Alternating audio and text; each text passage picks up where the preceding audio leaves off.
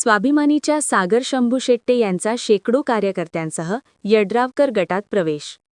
स्वाभिमानी शेतकरी संघटनेचे लढवय्ये शिलेदार आणि माजी खासदार स्वाभिमानी शेतकरी संघटनेचे अध्यक्ष राजू शेट्टी यांचे विश्वासू सहकारी सागर शंभू शेट्टे यांच्यासह नांदणी जिल्हा परिषद मतदारसंघातील स्वाभिमानी शेतकरी संघटनेच्या शेकडो कार्यकर्त्यांनी यापुढच्या काळात आमदार राजेंद्र पाटील यड्रावकर यांच्या नेतृत्वाखाली काम करण्याचा निर्धार घेत यड्रावकर गटात प्रवेश केला.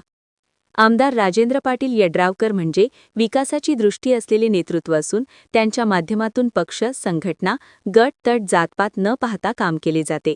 अलीकडच्या काळातील तालुक्याच्या विकासाची दूरदृष्टी असलेले नेतृत्व म्हणून आमदार राजेंद्र पाटील यड्रावकर यांनी निर्माण केलेली ओळख कौतुकास्पद आहे. त्यांच्या कामाची पद्धत पाहूनच कोणतीही अपेक्षा न ठेवता यापुढच्या काळात त्यांच्या नेतृत्वाखाली आपण काम करत राहू असे सांगत सागर शंभू शेट्टे यांनी आपण सर्वप्रथम आपल्या राजकीय जीवनाची सुरुवात ज्येष्ठ नेते शामराव अण्णा पाटील यड्रावकर यांच्यासोबत केली होती. त्यांच्यासोबत काम करण्याची संधी आम्हाला मिळाली होती. आज पुन्हा त्यांचे कर्तबगार सुपुत्र राजेंद्र पाटील यड्रावकर यांच्यासोबत काम करण्याची संधी मिळत आहे. त्यामुळे आपण कुठेही इकडे तिकडे गेलो नसून आपल्या मूळ घरात परत आलो असल्याची भावना होत असल्याचे सांगितले. 25 वर्ष सर्वसामान्य शेतकऱ्यांचे हित डोळ्यासमोर ठेवून आपण निष्ठेने काम केले. यापुढच्या काळात देखील आपल्यावर प्रेम करणाऱ्या कार्यकर्त्यांना न्याय मिळावा यासाठी आपण ही भूमिका घेतली असल्याचेही ते म्हणाले.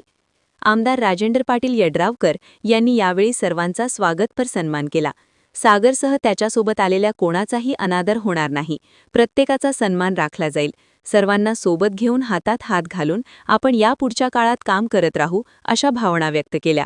स्वागत बाबासाहेब बागडी यांनी तर आभार प्रा. राकेश पाटील यांनी मानले.